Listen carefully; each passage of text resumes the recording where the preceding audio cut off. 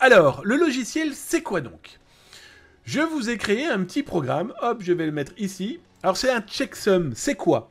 Vous le savez très certainement, tous nos fichiers que nous produisons numériquement vont produire une signature numérique qui est normalement unique. Alors j'entends déjà les gens dire oui mais ça se modifie, oui mais oui.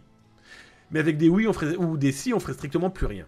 Moi l'idée que je vous propose ici, de mon petit outil, alors, ça pèse 50 kilos. Ça va vous permettre de faire quoi? Eh bien, ça va vous permettre... Vous avez des logiciels, vous avez un PDF, vous avez un Word, vous avez une photo à envoyer, et vous souhaitez expliquer à la personne qui va la recevoir qu'elle n'a pas été modifiée et qu'elle est donc totalement fiable.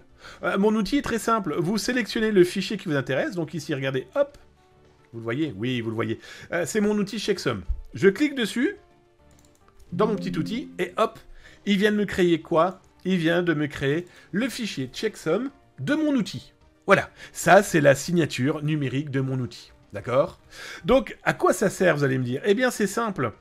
Quand vous allez envoyer votre PDF, quand vous allez envoyer votre fichier Word, que sais-je encore, pour indiquer à votre interlocuteur que c'est le bon fichier, eh bien, il peut utiliser cet outil ou d'autres outils qui vont contrôler le checksum de votre PDF, de votre Word, avec l'existant, et si jamais il est modifié, il va vous le dire. Et mon outil, en fait, vous reprenez le logiciel, donc là on va prendre Checksum, hein, mais ça peut être n'importe quoi, comme je vous le disais, votre Word ou votre PDF, vous cliquez dessus et il vous dit, ok, votre fichier est original et non corrompu, ça a été contrôlé par notre outil, et il vous le dit ici.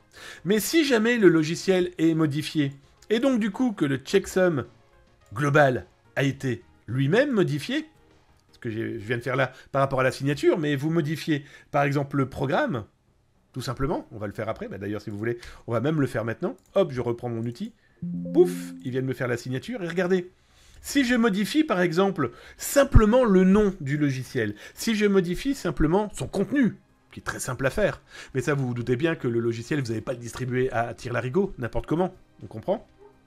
Donc là, regardez, je vais dire, vérifie-moi le checksum de cet outil, et là, il me dit, ah bah non, c'est pas possible.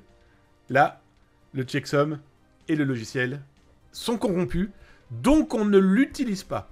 C'est indispensable, je pense, aujourd'hui, de se protéger sous cette forme-là, qui est très simple, qui permet, et surtout cet outil, je l'ai voulu pour que les gens comprennent aussi ce que c'est que la signature numérique de base.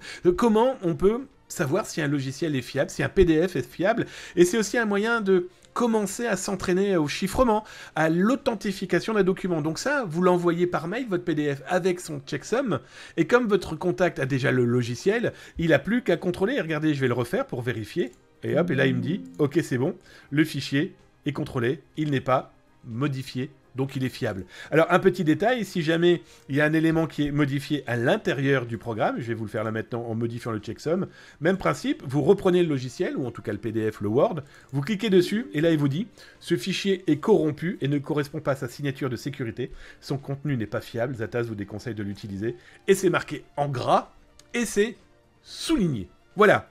Il va y avoir, je pense, un petit logiciel comme ça de base à la cybersécurité grand public. Il y en aura un par semaine gratuitement. Parce qu'il y a un moment, je me suis dit, c'est aussi bien de mettre un petit peu les doigts dans le cambouis. Ben voilà, mettez les doigts dans le cambouis. Mettez pas les doigts dans la tasse. Dans le cambouis, j'ai dit.